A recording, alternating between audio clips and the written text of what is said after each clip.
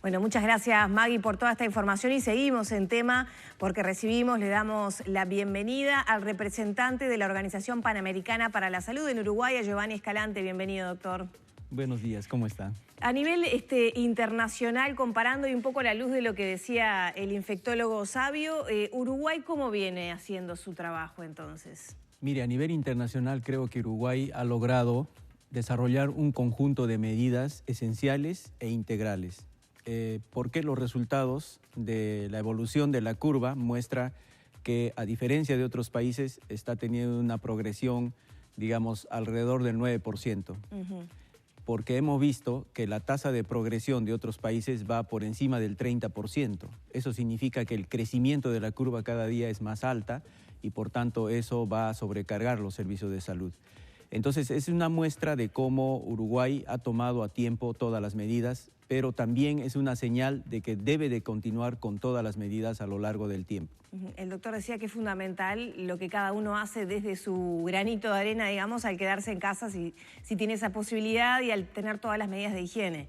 Exacto, es muy importante las medidas de cuarentena, las medidas de aislamiento, las medidas de detección precoz de las personas que ya son portadoras del virus, aún así tengan una sintomatología leve. Por tanto, hay que identificar estos clústeres de casos o racimos en los cuales hay personas que aparentemente están teniendo un cuadro respiratorio leve, capaz un resfrío, una gripe, pero que pueden ser portadores del COVID. Y entonces es por eso muy importante la aplicación del test diagnóstico. Ahí está. Y en ese sentido, ¿cómo está Uruguay? Porque a uno a veces la tentación de dudar si estamos subdiagnosticados está ahí, ¿verdad? Conocemos casos de personas que están resfriadas y que tienen algunos de los síntomas descritos como coronavirus, sin embargo no se les hace porque no tienen síntomas muy fuertes.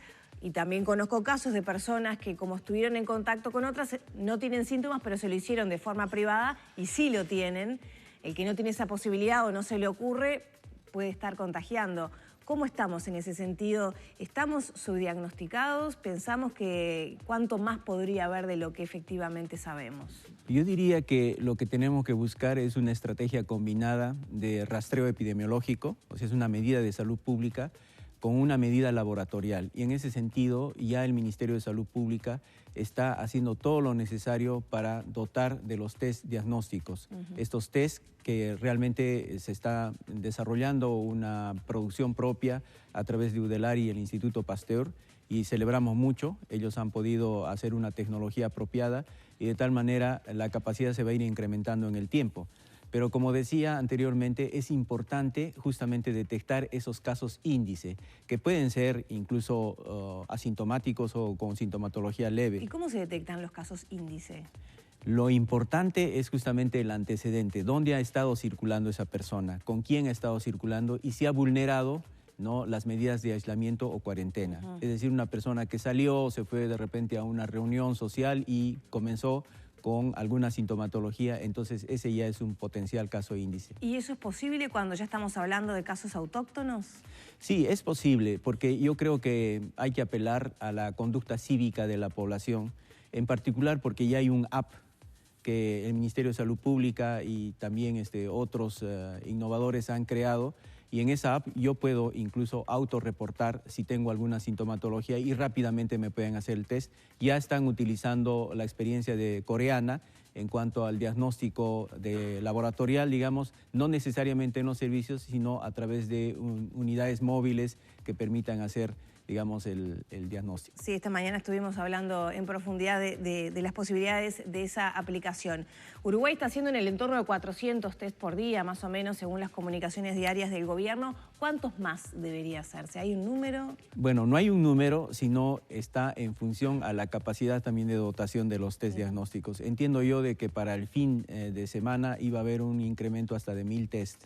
Pero obviamente eso responde también a la disposición y la cantidad necesaria, sabiendo que el mercado internacional está siendo ahora restrictivo. Sabemos que algunos países han comprado, digamos, más cantidad de test y por lo tanto la disponibilidad va reduciendo. Sin embargo, nosotros también como cooperación estamos dotando de estos kits diagnósticos y tenemos ya uno que está en camino, solamente con dificultades de transporte, ¿no? Ajá, ahí está. ¿Qué dificultades está enfrentando la OPS a nivel mundial? No solo por el COVID, sino por medicaciones y vacunas de otra índole, ¿no? Sí. Que no están pudiendo sacarlas de los países que las producen y transportarlas a los países que la necesitan. ¿Qué dificultades están enfrentando? Yo creo que es el desafío de la solidaridad. Nosotros exhortamos a todos los países del mundo a crear una nueva moneda de intercambio que es la solidaridad. Y lo que está pasando es que a veces los países tratan de velar por los propios intereses de sus ciudadanos, sin embargo no se dan cuenta que este virus no respeta nacionalidad, no respeta estatus social, no respeta fronteras. Entonces, en la medida que un país esté bien, no significa que va a estar bien para siempre, porque este virus va a poder circular si no se aplican las medidas en simultáneo en todos los países del mundo. ¿Y hay dificultades concretas entonces para el transporte de medicaciones? Sí, hay dificultades, sin embargo, estamos viendo la respuesta de los propios estados. Los propios países están generando también mecanismos de transporte alternativo y yo creo que se va a garantizar una logística, como han pasado en todas las epidemias. Ahora el mundo está interconectado y no debería de preocuparnos eso, sino más bien apelar a la solidaridad. Y sobre todo América Latina se ha caracterizado por eso, ¿no? ¿Podría, por ejemplo, demorarse la llegada de vacunas para la gripe, que el gobierno anunció que se adelantaba el comienzo de la vacunación? Va a llegar las vacunas. Estamos ya sabiendo que la vacuna próxima semana está acá. ¿Van a estar vacunando por segmento social? Sobre es decir, todo, claro, por franja, digamos, de mayor vulnerabilidad o mayor importancia, grupos de riesgo. Fundamentalmente hay que aplicar los criterios de prioridad. En este caso, la población susceptible, embarazadas, personas con alguna enfermedad crónica, ¿no? Y adultos mayores. Esa es la prioridad. Y los trabajadores de salud. ¿Pero van a poner fechas? ¿Está al tanto de eso? Sí, sí, van a poner fechas. Porque es un cambio de estrategia. Antes se mencionaba cuáles eran los grupos prioritarios y los invitaba a vacunarse, pero podía ir cualquiera. Ahora no va a poder ir cualquiera, va a tener que iniciar, digamos, claro, se está haciendo todas las medidas para respetar la bioseguridad y evitar pues una cercanía, ¿no?, entre la persona que vacuna con la persona que se va a vacunar. O sea, hay una tecnología que hay que ir desarrollando. Y el Ministerio ya está haciendo todo lo necesario. Escalante, ¿qué posibilidades le da a Uruguay conocer más del genoma, del ADN de este virus, del coronavirus, trabajo en el que ya está encaminado el Instituto Pasteur? Sí, yo creo que es fundamental porque este es un virus que está circulando hace aproximadamente 90 días, es un virus nuevo. Y a medida que va moviéndose en el mundo, obviamente va cambiando la naturaleza de la cepa, puede hacerse más fuerte o menos fuerte, en función también a la dinámica poblacional. Entonces es fundamental saber cuál es la característica del virus que está circulando en Uruguay.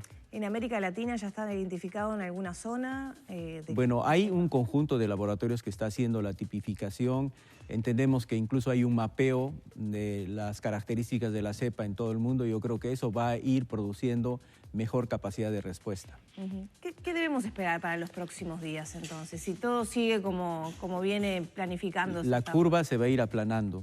Significa que va a haber curva, obviamente, va a haber casos nuevos, va a haber lamentablemente fallecidos. Pero quiero destacar que en el caso de Uruguay la letalidad es menor de 1%. Significa que la capacidad de respuesta también es adecuada y las lamentables pérdidas humanas no son tales como en otros países que tuvieron letalidades mayores del 5%.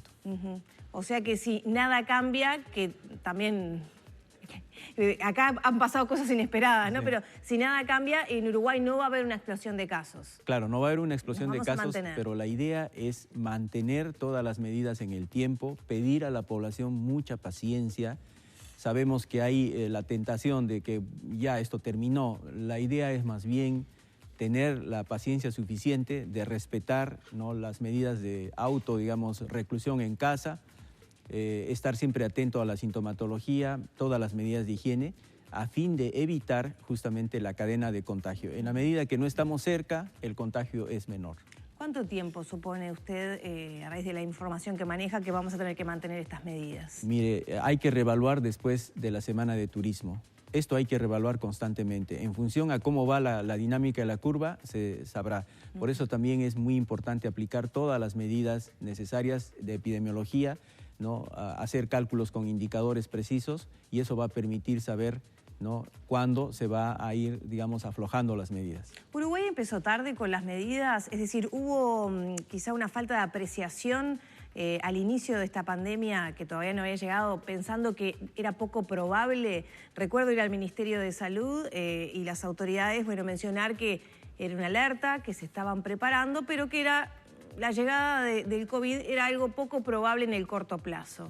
¿Hubo una falta de apreciación ahí? Más bien yo diría que los resultados están mostrando que sí hubo una preparación. O sea, las evidencias concretas muestran que hubo una preparación. Ahora, lo importante es mantener esa preparación en el tiempo, es preparación y respuesta para hacer todas las medidas necesarias, y eso involucra justamente la participación plena de todos los actores claves. Y en ese sentido aprovecho para hacer un homenaje a los trabajadores de salud que están dando lo mejor de sí, pedirles que sigan cuidándose, que utilicen los equipos de protección personal, que descansen lo suficiente y sobre todo que activen todos los niveles de atención, porque aquí el primer nivel de atención no debe de bajar la guardia.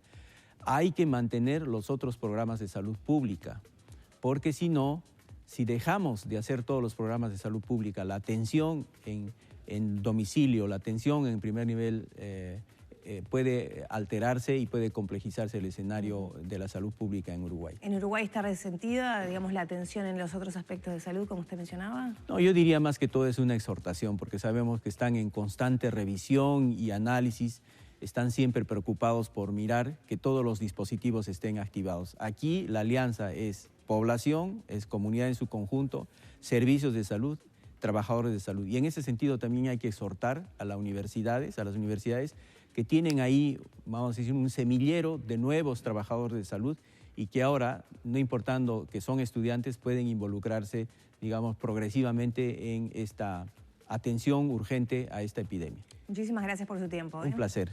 Cerramos por aquí la entrevista con el representante de la Organización Panamericana de la Salud en Uruguay, Giovanni Escalante.